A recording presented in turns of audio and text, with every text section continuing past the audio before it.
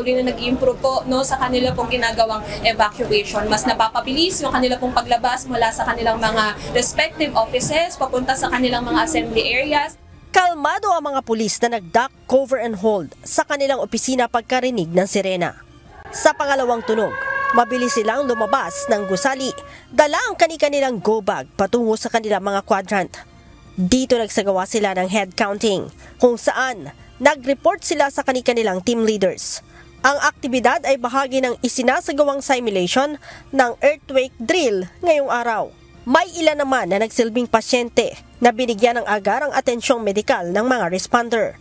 Ipinakita rin ang mabilis na pagdating ng ambulansya para isakay ang kunwaring nasugatan.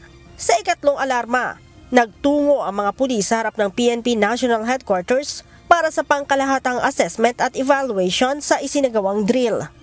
This is very important, lalo-lalo na sa ating mga kapulisan. It is because ang kapulisan ang isa sa mga inaasahan ng ating mga kababayan to ensure their public safety and to help assist pagdating ng kalamidad.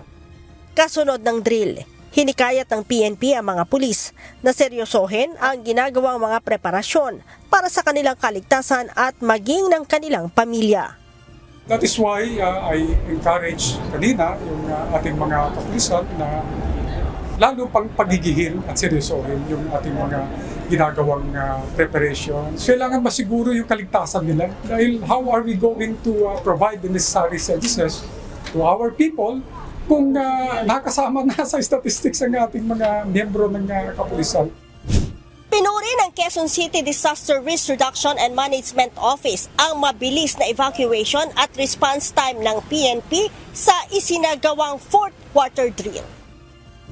Mas napapabilis din yung information flow. Mas nakakapagbato sila agad ng mga bilang, ng mga accounting ng kanilang mga personnel, and at the same time po kung sino yung mga injured, sino yung mga nawawala, at nabibigyan po ng agarang medical attention po yung mga tao.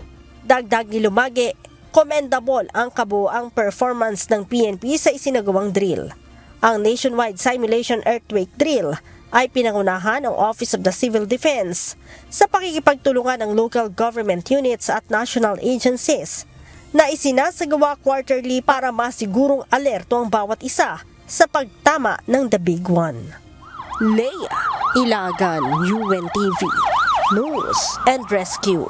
Diyos ang aming sandigan, serbisyo publiko ang aming pinahahalagahan.